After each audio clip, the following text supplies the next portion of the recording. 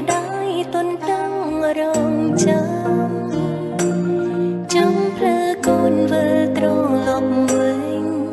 ខានជួបយូរខែឆ្នាំក៏ម្ដាយនៅទ្រាំចាំជួបរកូនបើទូចាំចិត្តកូនរនធត់ឃើញឈុតរៀនចាំកាកូននៅក្មេងការដងទឹកសុទ្ធកូនសែនស្ដាយផ្លិតម្ដាយធ្លាប់បងអើយគេម្ដាយនៅតែទុកមិនចូលរកូនអូអ្នកម្ដាយអើយហត់ហើយសម្រាប់ខ្លាំងតែគៀងកោយភ្លេកូនបើនៅជ្រៀងបំពេអូអ្នកម្ដាយអើយម្ដាយនៅចាំបត់នេះទេ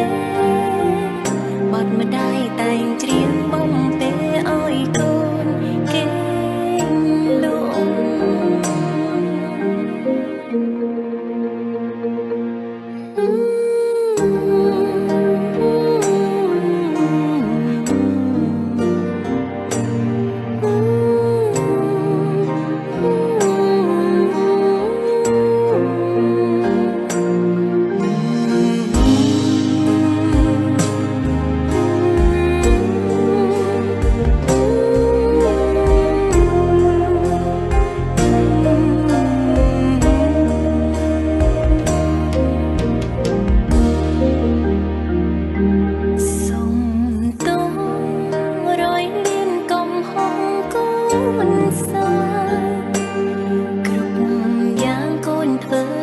គ្មានចេតនា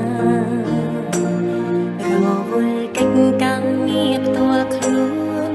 ភ្លេចគិតម្ដាយឯកាគ្មានពេលថយរក្សានៅក្បែរម្ដាយពីពេលនេះទៅកូនសូមសន្យារក្សាមេត្តាមិនឲ្យទៅណាឆ្ងាយធ្វើតួនាទីជាកូនផ្លូវដែលយើងបានដើរពួកយើងដិតដាមក្នុងចិត្តយ៉ាងច្បាំងគ្មានថ្ងៃនឹងរលប់ភក្តីភាព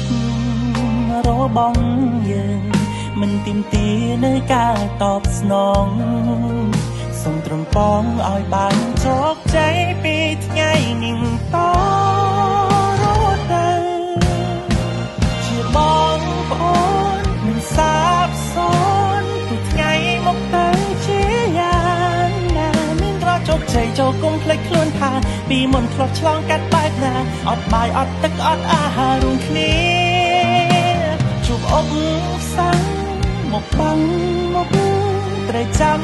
ទុកថាមានគ្នាធ្វើជាបងប្អូនស្ម័គ្រស៊ូមិនរញរីប្រគៀដៃតាំងចិត្តការពារពលីដើម្បីមិត្តភាពមួយនេះមិនឲ្យប្រះឆា